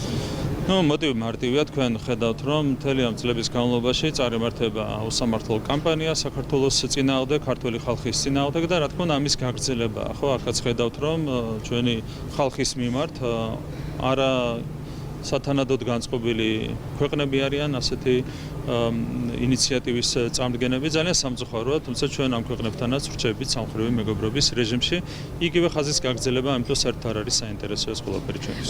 არასამთავრობო ორგანიზაციებში მომუშავე პარლამენტის თავმჯდომარემ გააგზავნა წერილი ევროკავშირის ელჩისთვის, სადაც საუბარი იყო, რომ ერთადერთ მოთხოვნასთან დაკავშირებით, რომ დაეგმოთ ძალადობა მათივე დაფინანსებული პირების მხრიდან. თუმცა მიიღეს დუმილი, ამის შემდეგ იყო 4 ოქტომბერი და პირდაპირი წახალისება ძალადობის როგორც ამას პარლამენტის თავმჯდომარე ამბობს. ახლა რა სიუჟეტებით ელოდების თუ არა გამოხმაურებას და რატომ აქამდე არც ერთი განცხადება არ იხილა საზოგადოებამ? არ ამგონია, მე აქ ოპტიმისტურად ვერ ვიქნები განწყობილი, იმდენი ხანი გაგრძელდა ძალადობის ხარდაჭერა, ძალადობის სახელისება ჩვენს ქვეყანაში, რომ აქაც არ ველოდებით რა თქმა უნდა ჩანსახ პოზიციას, თუმცა იმედია იქნება გარკვეული გარდამტეხი ცვლილებები ევროპულ ბიუროკრატიაში, დღეს ძალიან მძიმეა მდგომარეობა ევროპულ ბიუროკრატიაში. თუ იქნება გარდამტეხი ცვლილებები, ამ შემთხვევაში მიდგომაც შეიძლება ქართული ხალხის მიმართ და ჩვენი სახელმწიფოს მიმართ. ამ კანონზე თუ არა ბოლო. ამ კანონში ასევე ეს ეხება არასამთავრობო ორგანიზაციებში მომუშავე პირებს, რომელთაც შესაძლოა შემდგომ მოუნდეთ პოლიტიკაში საქმიანობა. და ეს ეხება ყველას. აქ რატომ გადაწყვიტეთ, რომ მაგალითად სხვა გარემოზე მომუშავე ორგანიზაციაში თუ კი პირი გახდა პროფესიონალი, მას სურს რომ პოლიტიკაში გამოიყენოს მისი რესურსი, რატომ უზღუდავთ მათ რომ 8 წლის განმავლობაში არ ქონდეთ აქაც არის უცხოური გავლენის მომეტებული რისკები და ამას ითვალისწინებს ბუნებრივი ეს კანონპროექტი, რომელიც არის დაინიცირებული. ხო, ჩვენ უნდა დავაზღვიოთ ჩვენი ქვეყნის სუვერენიტეტი რისკებისგან. გარე ჩარევის რისკებისგან და ამას ემსახურება ეს კანონპროექტი. აი ეს კანონი რომ მოქმედებდეს, თქვენ შემთხვევაში თქვენ შეძლებდით მალევე სამთავრობო სექტორიდან მე არასამთავრობო სექტორში არასდროს თქვენ მუშაობდით ორგანიზაციაში სხვადასხვა პოზიციაზე სხვადასხვა ორგანიზაციაში ეს იყო UNDP არ არის არასამთავრობო ორგანიზაცია, ეს არის საერთაშორისო ორგანიზაცია. მე არასამთავრობო ორგანიზაციაში არასდროს მიმუშავე. და ეს არა თუ შეიძლება ერთი კითხვა ასევე მაქვს, რამ განაპირობა მაინც მაქვს კითხვა, იმიტომ რომ კანონები არსებობდა ამ დრომდე, მის გაუქმებას ითხოვენ თქვენგან და თქვენ კიდევ უფრო მეტად ამწვავებთ და თან ასევე საინტერესოა რომ თქვენ ვერ მოახერხებთ ყველაფრის გაკონტროლებას, ყველა ადამიანის საქმიანობის გაკონტროლებას, ის პოლიტიკის შემცველია, საზოგადოებაზე გავლენას ახდენს, საიდან იღებს ფინანსებს, რთულია ამის კონტროლი. რა არის თქვენი მიზანი საბოლოოდ? ჩვენ უკვე მრავალი წელია წარმატებით ვახერხებთ საქართველოს სახელმწიფო სუვერენიტეტის დაცვას და ამას განვაგრძელოთ მომავალშიც. ბუნებრივია, ამას ემსახურება ის ინიციატივებიც, რომლებიც წარმოადგენთ ხო, მაგრამ ახლა საფრთხე რა დაინახეთ, იმიტომ რომ სულ აღარ ესენი აღარ არსებობენ, არც არასამთავრობო სექტორი არ არსებობს, არც თუმცა გრძელებ თქვენ გახსოვთ, თქვენ ნახეთ მაგალითად ერთ-ერთი ევროკომისიის განცხადება მასთან დაკავშირებით, რომ ისინი ეძებენ კანონის გვერდის ავლის გზებს. მარტივად არის საქმე, ხო, ეს კანონი, რომელიც დაინიცირდა, ემსახურება ასეთი მექანიზმების ჩაკეტვას. რა თქმა უნდა, არ შეიძლება პოლიტიკა არც პირდაპირ, არც ირიბად ფინანსდებოდეს ჩვენს ქვეყანაში, როდესაც პირდაპირ გეანონსებენ უხეშად კანონის დარღვევას, რა თქმა უნდა, აქ უნდა მიიღოს ზომები. მარტივად არის ყველაფერი. არასამთავრობო სექტორში ამბობენ და იხსენებენ, რომ ეს ყველაფერი გავს მოვლენებს, რაც განვითარდა რუსეთში. რადგან მესამე სექტორს მაშინ არ მიეცა საშუალება ოპონირების, საშუალება ფინანსური მიმართულებით და ბოლოს მოუწიათ ადამიანებს, მათ შორის მედიის თუ მესამე სექტორის წარმომადგენლებს ქვეყანა დაეტოვებინათ. თქვენ ახლა მათ აცხადებთ ქვეყნის მტრებად, ბუნებრივია გრანტის მოთხოვნის შემთხვევაში უარი იქნება, ეს წინასწარ ცნობილია. რა არის თქვენი მიზანი? ელოდებით ან არის ეს საფრთხე, რომ ადამიანებმა დატოვონ ქვეყანა საბოლოოდ, რადგან აქ არ აძლევთ მათ მუშაობის საშუალებას? რას ქვია არ ვაძლევთ მუშაობის საშუალებას? ერთადერთი რაც იზღუდება არის რა? რომ უცხოური დაფინანსებით არ შეიძლება პოლიტიკურ აქტივობებს აწარმოებდეს ჩვენს ქვეყანაში. მარტო პოლიტიკური აქტივობაა მათი დასაქმების სფერო. თუ პოლიტიკური აქტივობა უნდათ, კეთილი ინებონ და ეს ყველაფერი გააკეთონ ქართული საზოგადოების ხარდაჭერით და არა უცხოური ძალების ხარდაჭერით, ხო? იმის გამო რომ არ აქვს ქართული ხალხის ხარდაჭერა, ამიტომ დადიან უცხოეთიდან ფულის მისაღებად. არავის არაფერს არ უზღუდავთ. ერთადერთი პოდკასტი პოლიტიკური აქტივობაა რა არის? აი სტუდენტი რომ გამოვიდეს და განათლების რეფორმა გააკრიტიკოს, შემდგომ დაიწყოს ვიდეოების ჩაწერა, საზოგადოებაზე გავლენა მოახდინოს, მოუნდა კამერა, მიკროფონი და ყველაფერი შეუძლია გააკეთოს? არა, როგორ შეიძლება? უცხოური დაფინანსება ნიშნავს იმას, რომ ქვეყნის გარედან ფინანსდება საქართველოში პოლიტიკური აქტივობა. ნებისმიერმა ადამიანმა, რომელსაც სურს აწარმოოს პოლიტიკური აქტივობა, კეთილი უნდა ინებოს და ამისათვის რესურსები უნდა მოიწვიოს ქვეყნის შიგნით, როგორც ეს ხდება ყველა ჯანმრთელ სახელმწიფოში. და ჩვენ გვინდა ვიყოთ ჯანმრთელი სახელმწიფო და ამას ემსახურება ეს კანონები, რომლებიც მიიღება. თუ შეიძლება სტუდენტის ეს მაგალითი პოლიტიკური საქმიანობა, პოლიტიკურ აქტივობად შეიძლება ჩაითვალოს? თუ არის პოლიტიკური პოდკასტი, უცხოური დაფინანსებით, პოლიტიკური პოდკასტი, პოლიტიკური ვიდეო უცხოური დაფინანსებით, ეს არის ქვეყნის სუვერენიტეტის ხელყოფის მცდელობა. ამას არეგულირებს მარტივად ის კანონი, რომელსაც ვიღებთ. გამოხატვის თავისუფლებასთან რამდენად არის შესაბამისი, როცა ყველა ფინანსური მხარეა თქვენ გააკონტროლებთ და არა, ყველას არა. უცხოეთიდან პოლიტიკა თუ დაფინანსდება, რა თქმა უნდა, ეს არის ნებისმიერ ჯანსაღ სახელმწიფოში დამკვიდრებული პრინციპი. ყველა სახელმწიფოში ქვეყნის გარედან პოლიტიკა როგორ შეიძლება ფინანსდებოდეს ქვეყნის გარედან. სადაც ქვეყნის გარედან ფინანსდება პოლიტიკა, ყველგან მოქმედებს რეგულაციები. მარტივად არის საქმე. პოლიტიკა საკმაოდ ფართოა. თქვენ ამბობთ რომ ეს მე ვიწროს გეუბნებით და არა ფარტეს. საზოგადოებაზე გავლენის მოხდენა ჟურნალისტად ხომ შემიძლია? ბატონო? ჟურნალისტად ხომ შემიძლია საზოგადოებაზე გავლენის მოხდენა? და მე პირადად ჩემს Facebook-ზე რომ მქონდეს ვიდეოები. თქვენ შეგიძლიათ გავარცელოთ თქვენ ვიდეოები, ეს არის გამოხატვის თავისუფლება, მაგრამ თქვენ თუ მიიღებთ უცხოურ დაფინანსებას, ეს უკვე ნიშნავს იმას, რომ ქვეყნის გარედან სახეზეა საქართველოს სუვერენიტეტში ჩარევის ცდელობა, რაც არის საქართველოს კონსტიტუციის დარღვევა. და ჩვენ ვიცავთ კონსტიტუციურ პრინციპს. პროექტი თუ გრანტი, არამედ ჩვეულებრივი ჩარიცხვაც კი. და ეს შეიძლება ჩაითვალოს გრანტად და ჩარიცხვა პოლიტიკური აქტივობის დაფინანსების მიზნით. ეს არის რაც იზღუდება, მეტი არაფერი. თუ ჩარიცხვას აქვს პოლიტიკური აქტივობის ხარდაჭერის მიზანი, ეს იზღუდება რა თქმა უნდა, იმიტომ რომ უნდა დავიცვათ ჩვენ ქვეყნის კონსტიტუცია და კონსტიტუციური პრინციპი სუვერენიტეტი. მარტივად არის საქმე. მე მგონი მკაფიობას. ეს ხო პრემიერი დავაგრძელებთ გამოშვებას. მთავრობასა და ბიზნესს შორის მორიგი დისკუსია საწვავის გაიაფებას ეხებოდა. სამთავრობო კომისია ნავთობი იმპორტირების შეხვდა და აღინიშნა, რომ ამ სექტორში ფასი საერთაშორისო ბაზარზე მნიშვნელოვნად არის დამოკიდებული, თუმცა მხარეები შეთანხმდნენ, რომ მიზნის მისაღწევად დიალოგი გაგრძელდება. სურსათის მედიკამენტების და საწვავის ფასების რეგულირების მიზნით მსჯელობას ახლა უკვე პარლამენტი დაიწყებს. ნინო არგვლიანის სიუჟეტი. საწვავის ფასები და მისი შესაძლო შემცირების რესურსი. სამთავრობო კომისიამ დღეს შეხვედრა ნავთობ იმპორტიორებთან გამართა. ბაზარზე არსებული მდგომარეობა, მიწოდების ჯაჭვი და ფასწარმოქმნის მექანიზმი. კომისიამ ინფორმაცია ამ საკითხებზე ბაზრის ლიდერი კომპანიების წარმომადგენლებისგან მოისმინა. მთავრობის მეთაურმა კი აღნიშნა, რომ მიუხედავად იმისა, რომ სასურსათო პროდუქციისგან განსხვავებით ევროპულ ქვეყნებთან შედარებით, საქართველოში საწვავის ფასი დაბალია, დისკუსიის გახსნის რესურსი მაინც არსებობს. საწვავზე დაბალ ფასს კი აქციზის გადასახადი განაპირობებს, რომელიც სხვა ქვეყნებთან შედარებით საქართველოში სამჯერ ნაკლებია. სამთავრობო კომისიის ფარგლებში დღეს ჩვენ გვქონდა საკმაოდ ნაყოფიერი შეხვედრა საწვავის სექტორში ოპერირებად მსხვილ კომპანიებთან. ჩვენ დეტალურად ვიმსჯელეთ იმ მდგომარეობაზე, რომელიც დღეს საქართველოშია, ისევე როგორც გლობალურად არის. რა თქმა უნდა, სახელმწიფოსთვის არის ძალიან მნიშვნელოვანი, რომ კერძო სექტორთან ერთად ჩვენ განვაგრძოთ მუშაობა და მსჯელობა, თუ რა რესურსი შეიძლება მოვნახოთ ერთიანი ძალისხმევით იმისთვის, რომ საწვავზე ჩვენი საზოგადოებისთვის გაიაფთეს ფასები. საშუალო ევროპულ ფასთან შედარებით საქართველოში საწვავის ფასები არის დაბალი, საგრძნობლად დაბალი, რაც განპირობებული არის იმ საგადასახადო კანონმდებლობით, კერძოდ აქციზის განაკვეთით, რომელიც არის სამჯერ უფრო ნაკლები, ვიდრე ევროპის ქვეყნებში, შესაბამისად ქართული ფასები ევროპულთან შედარებით დაბალია, თუმცა ამის მიუხედავადაც ჩვენ ვაგრძელებთ მუშაობას საწვავის კომპანიებთან, რათა მოვნახოთ სივრცე ფასების შემდგომი კლების. მთავრობა და ბიზნესი სამუშაო რეჟიმში რჩებიან, დიალოგი ფასებთან დაკავშირებით გაგრძელდება.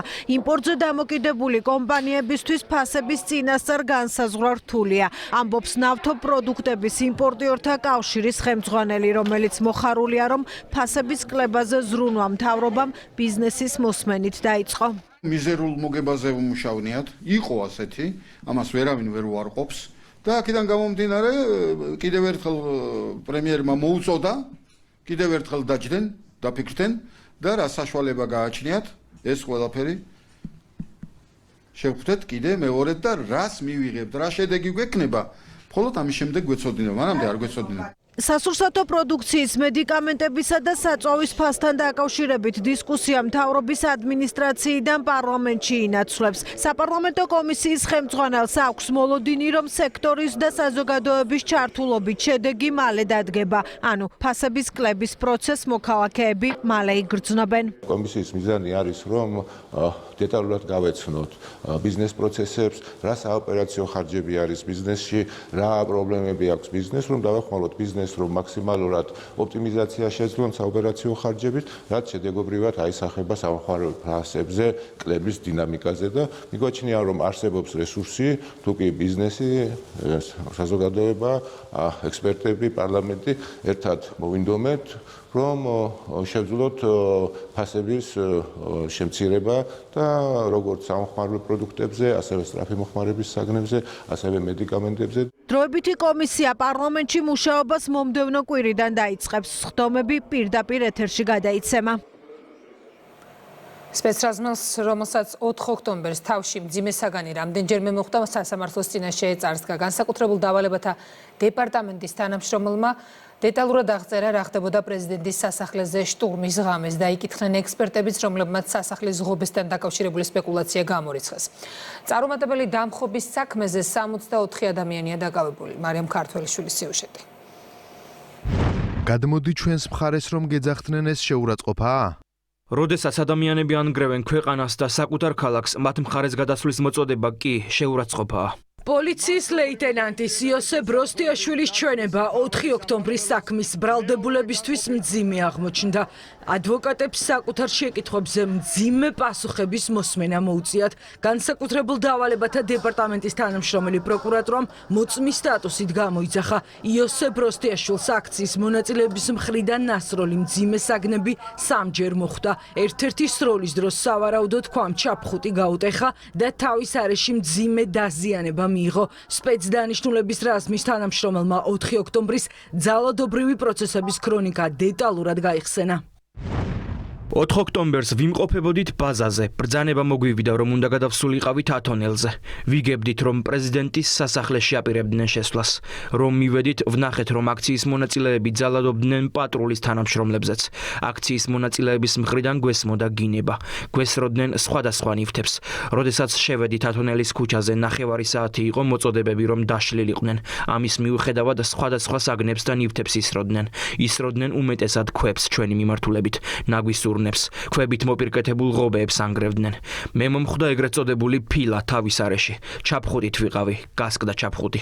ამ დროს ჩემი თანამშრომლები დაშავებულები გადაყვავდა უსაფრთხო ადგილას. სხვისი ჩაფხუტი მოვირგე. ჩემ წინ განლაგებულები იყვნენ აქციის მონაწილეები და იქიდან ისროდნენ. ქვებს ხოვის ქუჩაზე გადავინაცვლეთ. იძახოდნენ გადმოდით ჩვენ მხარეს. გვეძახდნენ რუსის მონებს, ღორებს, გვაგინებდნენ. ჩვენ ამ ყველაფერს ვითმენდით მაქსიმალურად. დიდი ზომის ქვა მომხვდა თავის არეში. ფიზიკურად აღარ შემეძლო საქმიანობა მდგომარეობის გაგრძელება, გულისრევის შეგრძნება მქონდა, ძლიერი თავის ტკივილი, ფეხზე ვეღარ ვიდექი, სამჯერ მომხვდა ქვა. დაახლოებით 11-ის ნახევარზე გადამიყვანეს ქავთარაძეზე საავადმყოფოში. მე რომ მივედი სასწრაფოში 3 ადამიანი იჯდა დაშავებული. ჩემი თანამშრომლები იყვნენ. ზოგს ყბა ჰქონდა დაზიანებული, ზოგს ტუჩი გახეთქილი.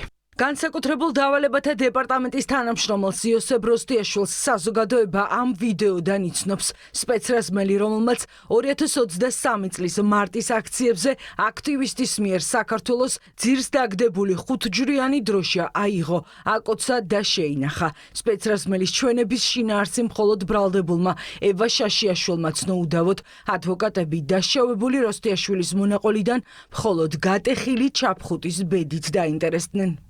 ჩაფხუტი, რაზეც მიუთითებდა, რაზეც მოხდა თითქოს ქვისმაგვარი საგანი, არ არის ამოღებული, არ არის საქმეში დამაგრებული. ლეიტენანტ როსტიაშვილამდე სასამართლოში ექსპერტები დაკითხეს მათი დასკვნის თანახმად პრეზიდენტის სასახლის შენგრეული ღობე შედუღებული იყო და მანიპულაციის კვალი არ არსებობს.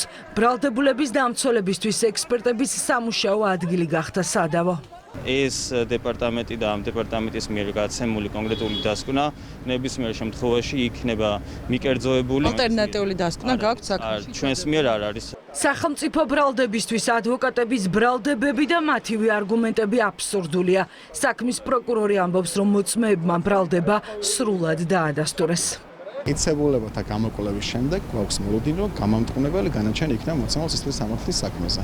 ბრალდებულების ნაწილი დანაშაულს აღიარებს, დიდი ნაწილი ქმედებას აღიარებს, ბრალს კი არა. ასეთია პრეზიდენტის სასახლის ეზოში შეჭრილი გიორგი ჩახუნაშვილი.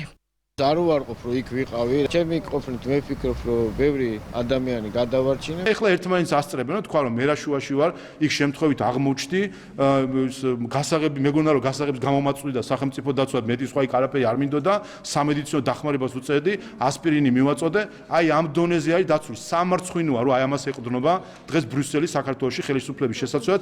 მართველი გუნდისთვის 4 ოქტომბრის დანაშაულებრივი სქემა ყველა მონაწილესთან ერთად გაშიფრულია. ახლა ჯერი სამართლოზეა. ჩვენ თვალწინ არ ხედავდით, რომ გვიანოსებდნენ ნეპალს, ნაცმოძრაობად, ეს ორგანიზატორები ვინც იყვნენ, ყოველდღე რომ იმეორებდნენ. ისიც ხო გახსოვთ, აი ნეპალის და ბენზინის ძახილის შემდეგ ევროკომისიის პრესპიკერს უკითხეს, ხარს თუ უჭერთო ამ რა სიტყვით ამ აქციასთან დაკავშირებით და სოლიდარული ვართო. ფაქტი არის, რომ ეს ადამიანები იქ შეიკრიბნენ სწორედ იმ მიზნით, რომ ეხმარათ ძალადობა, საქართველოს გაეხვიათ არა მარტო ცეცხლის, არამედ სისხლის არშიც, ეს იყო მათი მიზანიც და ამოცანაც. გოჩა ყატაშვილს, სულხან აბრალავას, კონსტანტინე კოკაიას, დავით ჟღენც, კახაბერ მჟავანაძეს, ალექსანდრე გოგოლაძეს, დავით სტურუას, ევა შაშიაშვილს, გიორგი ჩახუტაშვილს, ია დარახველიძეს და სხვებს. სტრატეგიული და განსაკუთრებული მნიშვნელობის ობიექტის ჯგუფურად ხელში ჩაგდების და ბლოკირების ცდილობას ედავებიან. 4 ოქტომბრის ხელისუფლების ვერ შემდგარი დამხობის საქმეზე 64 ადამიანია დაკავებული. მათ შორის დამხობის გეგმის ავტორები და ძალადობრივ პროცესებში მონაწილეები. რეგისტრირებული დანაშაულის გახსნის მაჩვენებელი უპრეცედენტოდ მაღალ ნიშნულზეა. შინაგან საქმეთა სამინისტრომ სტატისტიკური მონაცემები წარმოადგინა ნარკოდანაშაული, უკანონო მიგრაცია, სხვადასხვა კატეგორიის დანაშაულის წინააღმდეგ ბრძოლის შედეგები ვაკო მეზურნიშვილის სიუჟეტში. შინაგან საქმეთა სამინისტროს მხრიდან 2025 წელს დანაშაულის რეკორდული რაოდენობის გახსნას ეს მონაცემებიც ადასტურებს. რეგისტრირებულ 54124 ფაქტზე სამართალდამცველებმა საქმის გახსნის 70%-იანი შედეგი აჩვენეს. მნიშვნელოვნად არის გაზრდილი ნარკოდანაშაულის გამოვლენის მაჩვენებელი. 2025 წლის მონაცემებით ასეთი 10500-მდე ფაქტი დარეგისტრირდა, რაც წინა წელთან შედარებით 87%-იანი ზრდაა. გაზრდილია ქურდული სამყაროს წევრობის, მხარდაჭერისა და კანონიერი ქურდისთვის მიმართვის ბრალდებით გამოვლენილი დანაშაულების რიცხვი. სისხლის სამართლებრივი დევნა 228 ადამიანის, მათ შორის 15 კანონიერ ქურდობაში ბრალდებულის მიმართ დაიწყო. 2025 წელს 2024-თან შედარებით გამოვლენილია ცეცხლსასროლი იარაღის უკანონო შეძენა შენახვა ტარების 300-ით მეტი ფაქტი. 7200-მდე პირი მიეცა ნარკოტიკული დანაშაულისთვის სისხლის სამართლებრივ პასუხისგებაში, საიდანაც 2300-მდე პირი იყო ნარკოტიკების გავრცელებაში ჩართული. დადაფიქსირდა ისეთი ტიპის დანაშაულის გამოვლენის კუთხით, როგორც არის მაგალითად ორგანიზებული დანაშაული. შინაგან საქმეთა სამინისტროს ერთ-ერთი პრიორიტეტი უკანონო მიგრაციის წინააღმდეგ ბრძოლა და მიგრაციული ნაკადების შედეგიანი მართვა. 2025 წელს საქართველოდან უცხო ქვეყნის 1311 მოქალაქე გააძევეს. მაშინ როცა 2024 წელს 363 უცხოელი იყო გაძევებული, რაც 261%-იანი ზრდაა. 2025 წელს ქვეყნიდან გაძევებულ უცხო ქვეყნის მოქალაქეთა რაოდენობა მნიშვნელოვნად აღემატება 2019-2024 წლებში ქვეყნიდან გაძევებულ უცხოელთა ჯამურ მაჩვენებელს და წარმოადგენს დაახლოებით 38%-იან ზრდას გასულ 6 წელთან შედარებით. 2025 წლის სტატისტიკის მიხედვით ქვეყანაში ავტომობილების რაოდენობა 2024 წელთან შედარებით გაზრდილია. კერძოდ 2024 წელს საქართველოში 1,870,000 ავტომობილი იყო დარეგისტრირებული. 2025 წელს კი ქვეყანაში ავტოპარკის რიცხვმა 2 მილიონს გადააჭარბა. ამის პარალელურად საზოგადოებრივმა მართვის ცენტრმა 112-მა საგზაო მოძრაობის უსაფრთხოებისთვის განავითარა ვიდეო სამეთვალყურეო სისტემა. გაიზარდა სიჩქარის კონტროლის დაფარვის არეალიც. მოეწყო დამატებით 658 საშუალო სიჩქარის კონტროლის სექცია და დღეის მდგომარეობით უკვე ქვეყნის მასშტაბით კონტროლდება 2327 კილომეტრის საავტომობილო გზა. დანაშაულის გახსნის მაღალ მაჩვენებელს ქვეყნის პირველი კანონმდებელი აფასებს. შალვა პაპუაშვილი ქვეყანაში ძალოვანი უწყებების გაძლიერებაზე ამახვილებს ყურადღებას. სტატისტიკის გარეშეც ყველა აღიარებს მოყვარეც და მტერიც, რომ თვისებრივად შეცვლილი არის შინაგან საქმეთა სამინისტროს და ზოგადად ჩვენი სამართალდამცავი და უსაფრთხოების სისტემის საქმიანობა. შეცვლილი იმ ხრივ, რომ კონცენტრირებული არის იმ განსაკუთრებულ გამოწვევებზე, რომელიც ჩვენს საზოგადოებაში არის დანაშაულებრივი მხრივ. შინაგან საქმეთა სამინისტროს წარმატებულ საქმიანობას არა მხოლოდ შიდა სტატისტიკა, არამედ ევროკომისიის მიერ გამოქვეყნებული დანაშაულის კონტროლის ეფექტიანობის საერთაშორისო კვლევაც მოწმობს, რომლის მიხედვით საქართველო 143 ქვეყანას შორის მე-17 ადგილი დაიკავა. ამავე კვლევაში კანონის უზენაესობით ჩვენი ქვეყანა აღმოსავლეთ ევროპისა და ცენტრალური აზიის რეგიონში პირველ ადგილზეა. საქართველოს ეკონომიკა სტაბილურ ზრდას აგრძელებს და ამას ადასტურებს გასული წლის მონაცემები. სტატისტიკის ინფორმაციით 2025 წლის საშუალო რეალური ზრდა 7.5%-ით განისაზღვრა. რა ფაქტორებმა განაპირობა ეს შედეგი, ნინი ჩუბინიძე განმარტავს. გეოპოლიტიკური გამოწვევებისა და საგარეო ეკონომიკური შოკების მიუხედავად 2025 წელს საქართველოს ეკონომიკამ გამორჩეული შედეგი აჩვენა.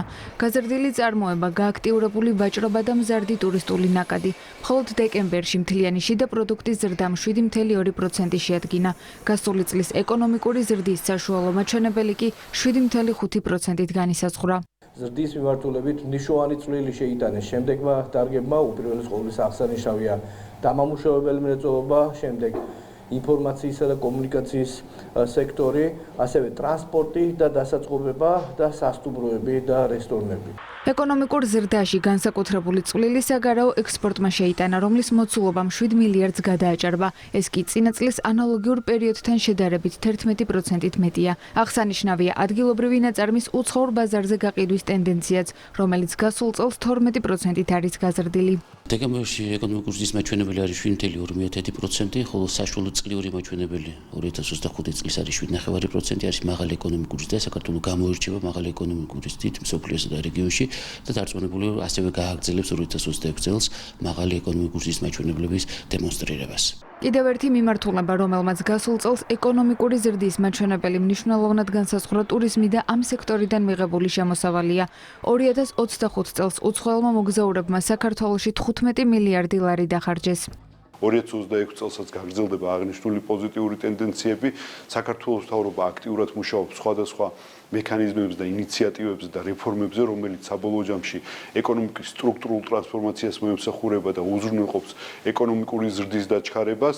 2025 წელს საქართველოს ეკონომიკამ სტაბილური და მრავალმხრივი ზრდა აჩვენა.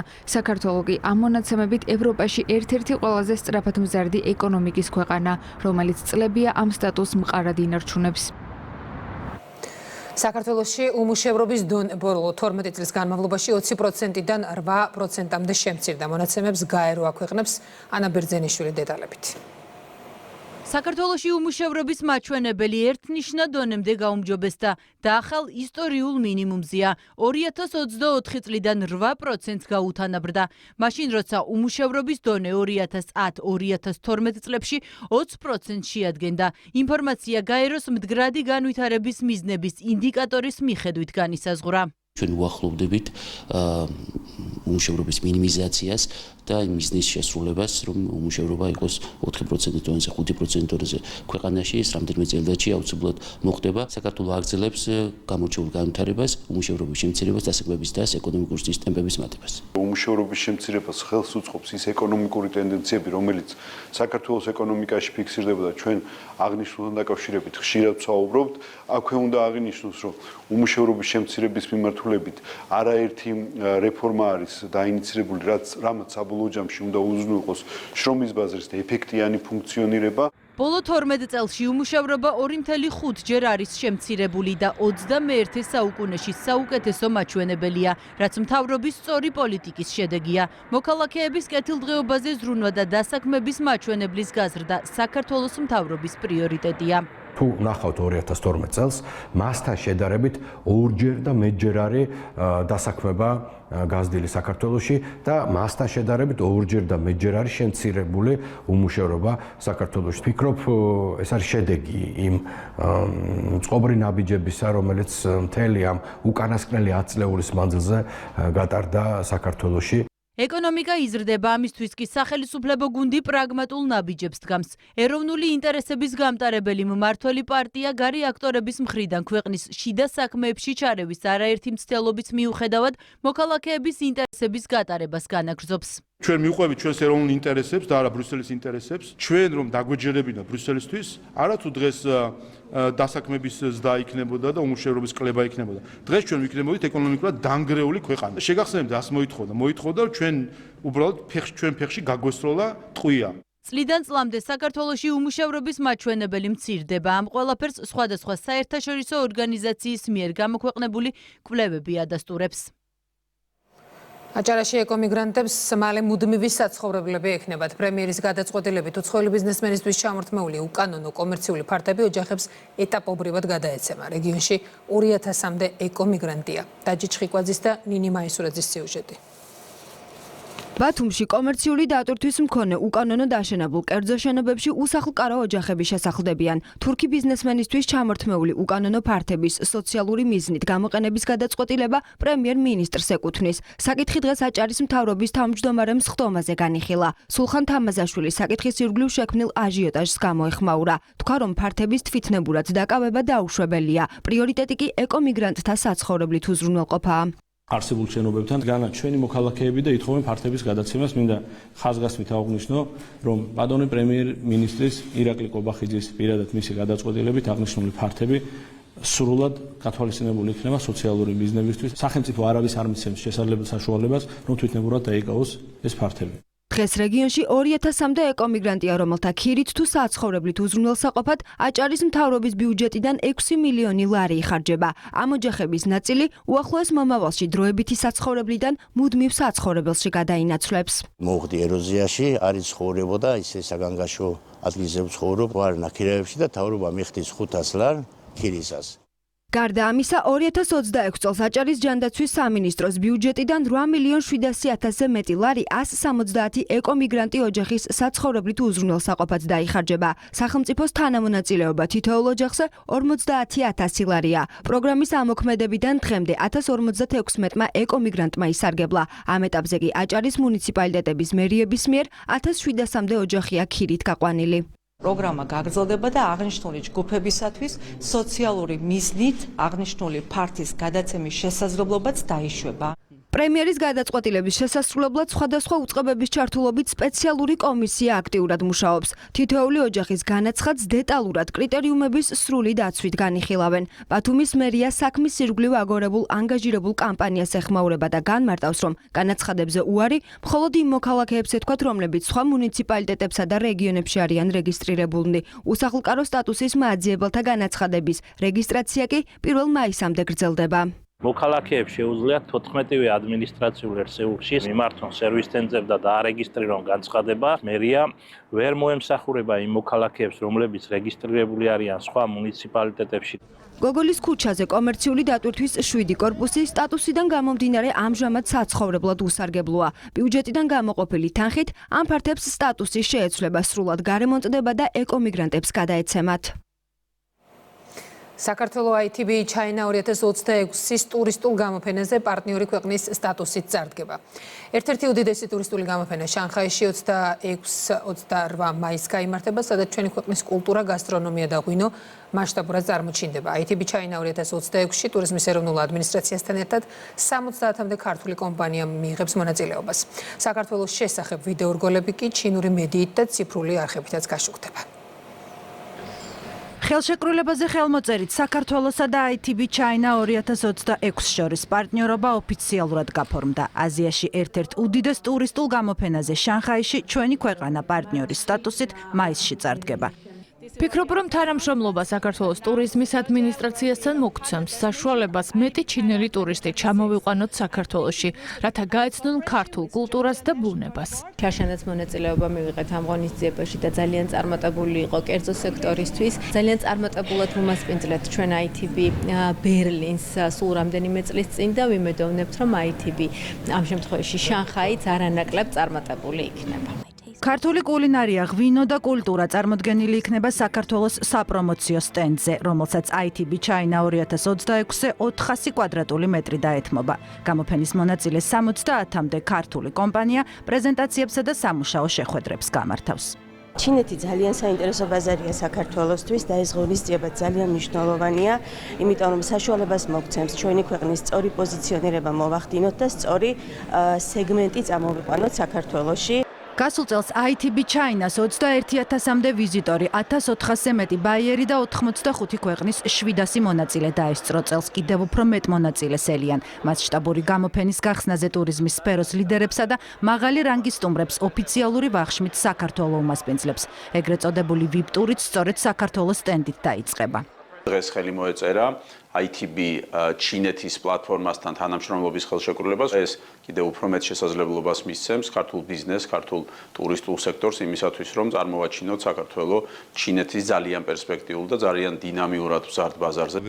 ეს პარტნიორობა ძალიან მნიშვნელოვანია ჩვენთვის.